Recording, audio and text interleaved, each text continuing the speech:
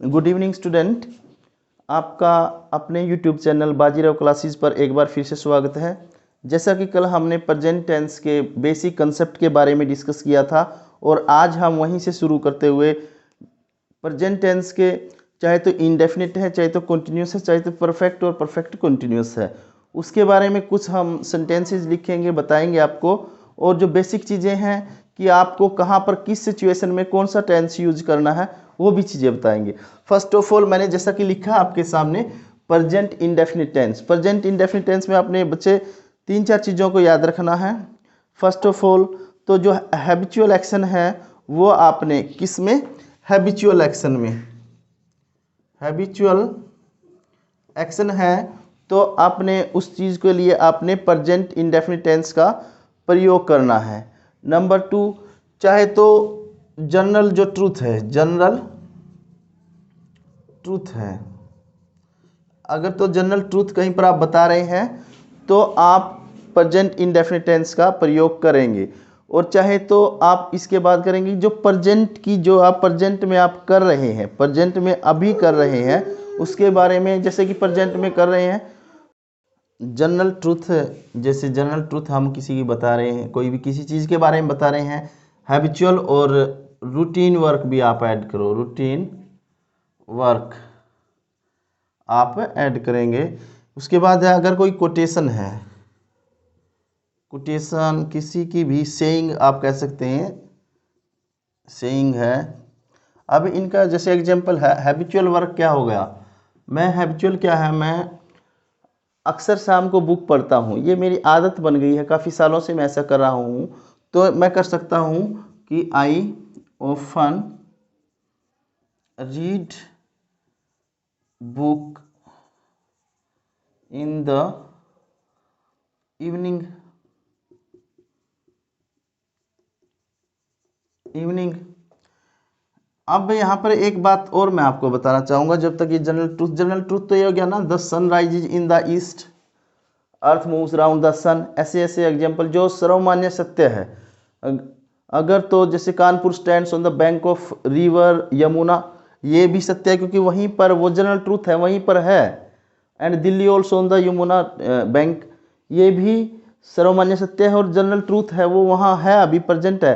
अगर ऐसी बातें हम बता रहे हैं तो भी हम प्रेजेंट इंडेफिनिट टेंस का प्रयोग करेंगे। जो मैं एक बात आपको बताना चाह रहा हूँ वो ये बताना चाह रहा हूँ कि यहाँ पर जैसे मैंने बताया था कि जो अकॉर्डिंग टू सब्जेक्ट, यहाँ पर first form of verb present indefinite tense में, and first form of verb के साथ एस और ईएस का भी यूज हम करते हैं। वो किन कंडीशन में करते हैं, अगर तो हमारे पास सब्जेक्ट जैसे फर्स्ट पर्सन है और सेकंड पर्सन है, फर्स्ट पर्सन आई माई मी हो गया जैसे, और सेकंड पर्सन यू हो गया। अगर तो यू भी अगर यहाँ पर है, आई की जगह कर हमने यू यूज किया तो भी वर्ब की फर्स्ट फॉर्म ही आएगी इसके साथ। एंड अगर तो इसकी जगह पर ही है, यानी कि third person singular, third person singular में ही सी इट या कोई नेम भी हो सकता है। अगर कोई भी नेम है, ही सी, ये 4 जो मैंने बताए हैं, अगर ये सब्जेक्ट है तो आप वर्ब की फर्स्ट फॉर्म के साथ क्या यूज करेंगे, ऑफन रीड्स बुक, अक्सर बुक पढ़ता है, उसकी हैबिट है, ये रूटीन वर्क है इसका, रोज करता है ये ऐसी काम में। तो ये इनके साथ ये थोड़ा सा आप ध्यान रखेंगे, रीड्स और रीड में ईएस और विदाउट ईएस वर्ब की फर्स्ट फॉर्म कहाँ पर यूज करनी है, ये चीज़ें। उसके बाद जो चीज़ें बता रहे थे हम, जनरल ट्रूथ है तो मैंने बताया था आपको, ये एग्जांपल है अर्थ मूव्स अराउंड द सन। अगर ऐसी कोई सर्वमान्य सत्य बातें हैं जो जनरल ट्रूथ भी मैंने बताया था, जैसे कि Delhi stands on the bank of river Yamuna, ऐसी बातें बता रहे हैं तो भी आप प्रेजेंट इंडेफिनिट टेंस का प्रयोग करेंगे। ओके। एंड उसके बाद कोटेशन है, जैसे कीट्स, कीट्स एक पोएट हुए हैं, कीट्स की कोई पोएम, कीट्स सेड ने कहा, कोई कोटेशन है उसकी, a thing of beauty is a joy forever.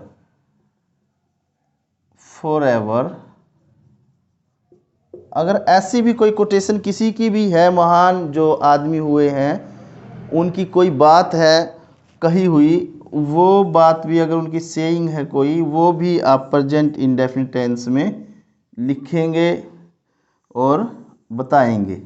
ये प्रेजेंट के बारे में थोड़ा सा। और हेल्पिंग वर्ब जैसे हमने सबने बता भी दिया था, पहले ही पता भी होगा।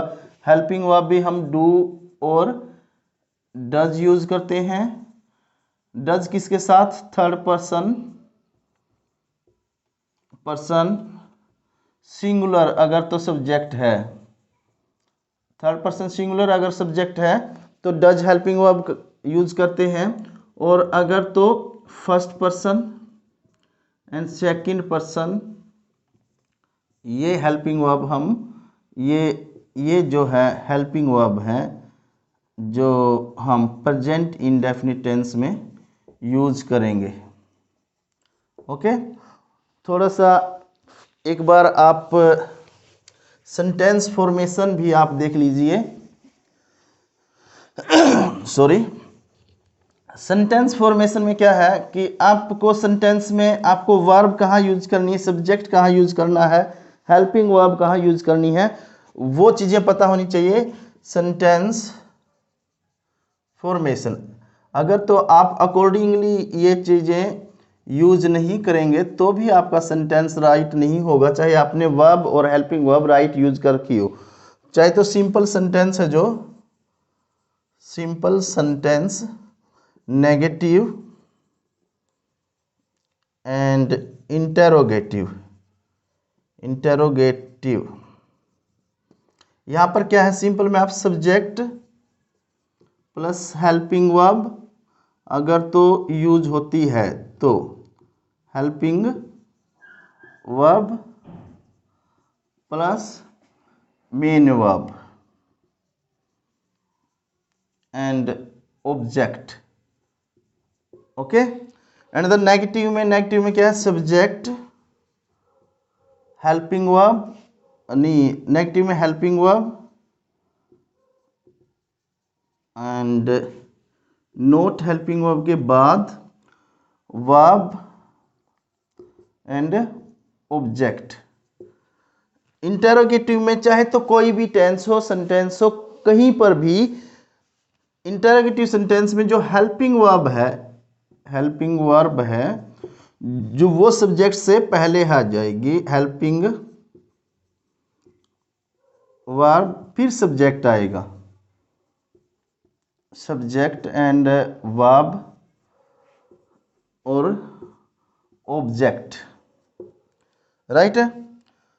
ऑब्जेक्ट अगर तो एक बात और देखो, अगर तो इंटेरोगेटिव नेगेटिव भी है और इंटेरोगेटिव भी है, यहाँ पर क्या है, हेल्पिंग वर्ब के बाद जब नेगेटिव सेंटेंस में हेल्पिंग वर्ब के बाद आप नोट यूज करते हैं, यहाँ पर इंटेरोगेटिव में हेल्पिंग वर्ब सब्जेक्ट से पहले यूज करते हैं। अगर तो नेगेटिव सेंटेंस है और इंटेरोगेटिव भी है तो सॉरी, तो आप जो है हेल्पिंग वर्ब सब्जेक्ट से पहले यूज करेंगे, उसके बाद नोट यूज करेंगे। अगर तो इंटेरोगेटिव नेगेटिव इंटेरोगेटिव है, नेगेटिव भी है और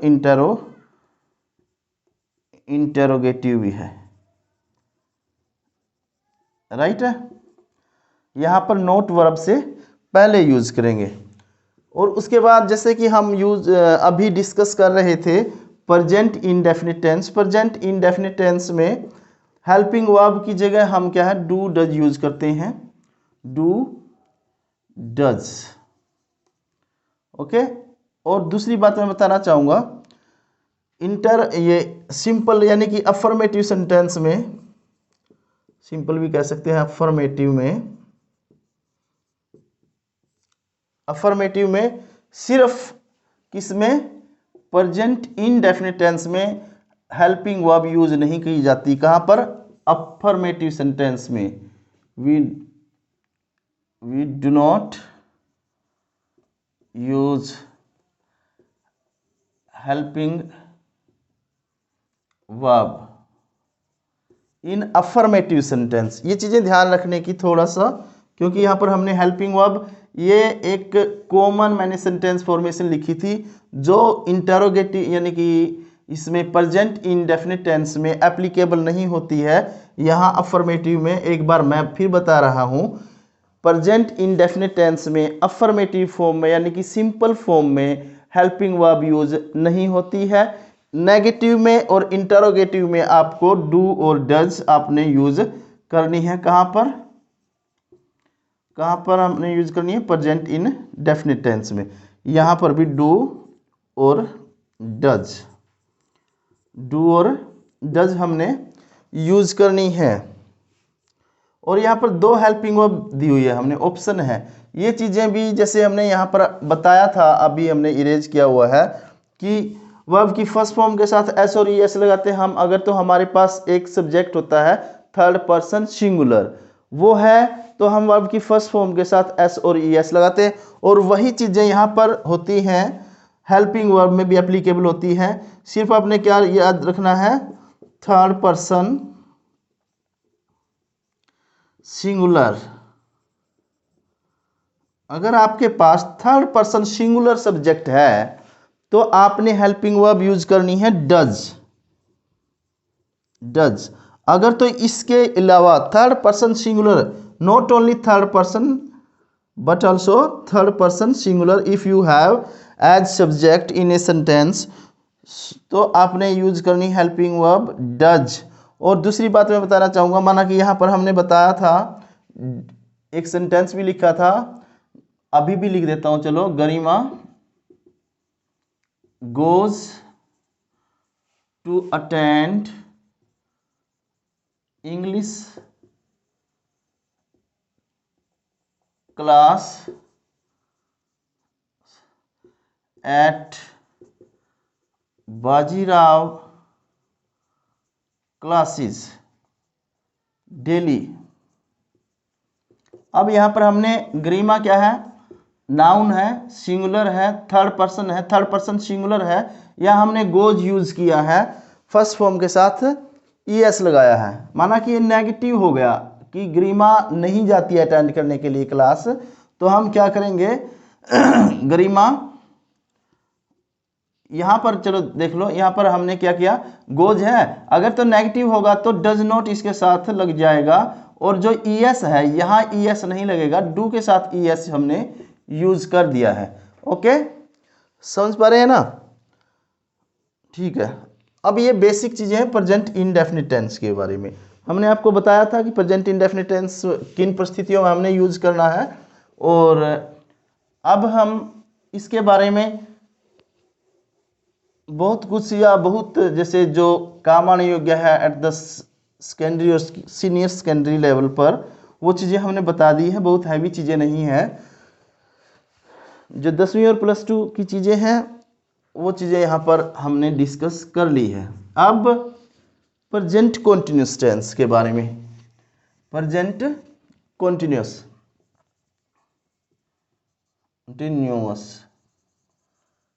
टेंस, अब इसमें कल भी हमने बताया था, आज भी हम थोड़ा डिस्कस कर लेते हैं। जो हाल फिलहाल में कॉन्टिन्यूटी में कोई वर्क है तो हम उसमें प्रेजेंट कॉन्टिन्यूस टेंस का यूज़ करते हैं। और इसमें हम helping verb, main verb, helping verb use करते हैं। हेल्पिंग वर्ब होती है is, am, are, and main verb first form के साथ आईएनजी। किन कंडीशन में? जैसे कि अभी कोई काम चला हुआ है, कंटिन्यूटी में है, या तो नियर फ्यूचर के लिए हमने आपको बताया था कल भी।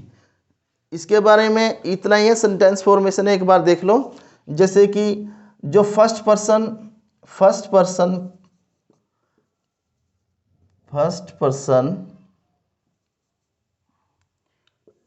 सब्जेक्ट है तो हेल्पिंग वर्ब यूज करेंगे। हेल्पिंग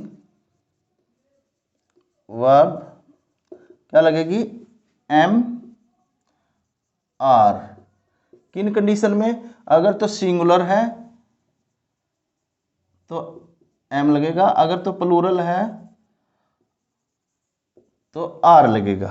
ओके, एंड अगर तो सेकंड पर्सन है सब्जेक्ट, सेकंड पर्सन है तो आर यूज होएगा। अगर थर्ड पर्सन सब्जेक्ट है, थर्ड पर्सन, तो इज एंड आर लगेगा। आर किसके साथ? प्लूरल, एंड इज सिंगुलर के साथ लगेगा। ठीक है, सिंगुलर थर्ड पर्सन है तो इज लगेगा, प्लूरल है तो आर लगेगा। अब दो तीन देखो, अब हम सेंटेंस लिखेंगे एग्जाम्पल के लिए, आपको बताएंगे। जैसे अभी बाहर है, हम यहाँ क्लास में हैं और बाहर जो है बारिश हो रही है, तो इसके लिए इट इज रेनिंग आउटसाइड। बाहर क्या हो रही है? अभी, क्योंकि हम देख पा रहे हैं बारिश हो रही है। यहां पर क्या है? थर्ड पर्सन सिंगुलर है, इज लगा दिया। अब माना कि हम I am going to attend Bajirao classes. मैं अभी क्या है? अभी जा रहा हूं, अभी प्रेजेंट में मैं जा रहा हूं, तो ये आई है, फर्स्ट पर्सन है, सिंगुलर है तो एम लगाया, और वर्ब की फर्स्ट फॉर्म के साथ आईएनजी। अगर यहाँ पर फर्स्ट पर्सन प्लूरल होता, सब्जेक्ट माना कि वी होता, तो हम एम की जगह पर क्या करते? इधर आर हेल्पिंग वर्ब यूज करते, वी आर गोइंग। ओके, यहाँ पर सिंगुलर ही लगेगा क्योंकि बारिश जब होती है प्लूरल में नहीं होती है। यहाँ हम दो लोग भी जा सकते हैं, तीन भी जा सकते हैं। शी इज ईटिंग फूड, ये है सिंगुलर है, थर्ड पर्सन। इसके साथ सिंगुलर के साथ क्या है? हमने सिंगुलर ही हेल्पिंग वर्ब लगाया है, इज। अगर यहाँ पर प्लूरल होता, थर्ड पर्सन, चाहे तो सिंगुलर जैसे ही होता, ये भी सिंगुलर है। कोई नेम होता जैसे कि बलवान है, ठीक है, ये भी सिंगुलर है, ही भी सिंगुलर है, सी भी सिंगुलर है, और इट भी सिंगुलर है। इसलिए इन सब के साथ यहाँ पर बीज है, यहाँ पर बीज है। अगर इसकी जगह पर, यहाँ पर इस सब की जगह पर, यहाँ पर अगर सब्जेक्ट क्या होता? दे होता। दे क्या है? थर्ड पर्सन है, लेकिन क्या है? ये प्लूरल है। क्या है ये? प्लूरल है, और प्लूरल के साथ हम हेल्पिंग वर्ब आर यूज करेंगे। दे आर ईटिंग फूड, वो भोजन कर रहे हैं, भोजन खा रहे हैं, कुछ भी लगा लीजिए। तो ये जो use of verb and helping verb according to the subject, according to the singular and plural subject, when we use singular subject in a sentence, you have to use singular helping verb, and when you use plural subject in a sentence, you have to use plural helping verb. Okay, now we are going to discuss about the present perfect, present perfect tense। present perfect हमने कल भी discuss किया था, use of helping verb, main verb etcetera. तो आज हम एक बार फिर आपको रिमाइंड करवा रहे हैं। जहाँ पर आपको परफेक्शन मिलता है वर्क के अंदर, वो कंप्लीटनेस होती है। अब जब आप बोल रहे हैं प्रेजेंट में, वर्तमान में, तो काम पूरा हो चुका है, तो आपने समझ लेना है कि जो काम हो रहा है या हुआ है वो प्रेजेंट परफेक्ट टेंस में है, या सेंटेंस है जो आपके पास वो present perfect sorry present perfect tense में है। जैसे I have completed my assignment। अब जब मैं बोल रहा हूं, जब मैं बोल रहा हूं या कोई भी बोल रहा है, उस टाइम पर अगर काम कंप्लीट हो चुका है प्रेजेंट में, वर्तमान में, तो प्रेजेंट परफेक्ट होता है। यहां पर जब मैं आपको बता रहा हूं तो मैंने अपना असाइनमेंट कंप्लीट कर लिया है। और यहाँ पर एक बार फिर देख ले, यहाँ पर जो है वर्ब की थर्ड फॉर्म हम मेन वर्ब के रूप में यूज करते हैं, और हेल्पिंग वर्ब हैज और हैव यूज करते हैं। हेल्पिंग वर्ब क्या यूज करते हैं? Has, have. ओके। अब फर्स्ट पर्सन और सेकंड पर्सन के साथ अगर सब्जेक्ट आपके पास फर्स्ट पर्सन है और सेकंड पर्सन है तो आपने हैव हेल्पिंग वर्ब यूज करना है। थर्ड पर्सन सिंगुलर है, सब्जेक्ट क्या है, थर्ड पर्सन सिंगुलर है, तो आपने क्या यूज करना है, हेल्पिंग वर्ब हैज। जैसे he has gone for walk, वो क्या है, जा चुका है। अब मैं बोल रहा हूं अब से पहले वो जा चुका है, किस चीज़ के लिए, वॉक करने के लिए जा चुका है। और यहाँ पर आप देख पा रहे हैं कि ये सिंगुलर थर्ड पर्सन है, तो हेल्पिंग वर्ब हमने कहाँ लगाई है, ये हेल्पिंग वर्ब लगाई है हैज।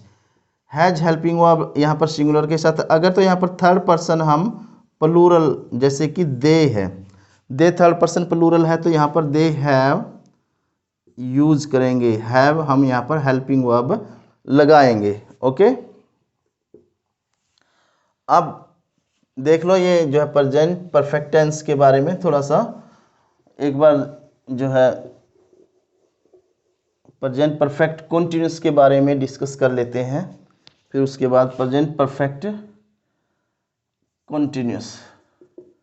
कल भी हमने बताया था प्रेजेंट परफेक्ट कंटिन्यूस में जहाँ पर पॉइंट ऑफ टाइम दे रखा है या पीरियड ऑफ टाइम दे रखा है वहाँ प्रेजेंट, और प्रेजेंट टेंस में है तो प्रेजेंट परफेक्ट टेंस होता है। जैसे इसकी पहचान बताई थी कि से रहा है, माना कि कब से काम कर रहा है या कब से काम हो रहा है, से रहा है, से रहे हैं, से रही, ये हिंदी में इसकी पहचान रहेगी। और एक हेल्पिंग वर्ब इसमें यूज ऑफ हेल्पिंग वर्ब क्या होगी इसमें, has been and have been use करेंगे। वही सूत्र जो हमने प्रेजेंट परफेक्ट में कि जो है फर्स्ट पर्सन सेकंड पर्सन के साथ जो है हैव लगाएंगे, first second and third person plural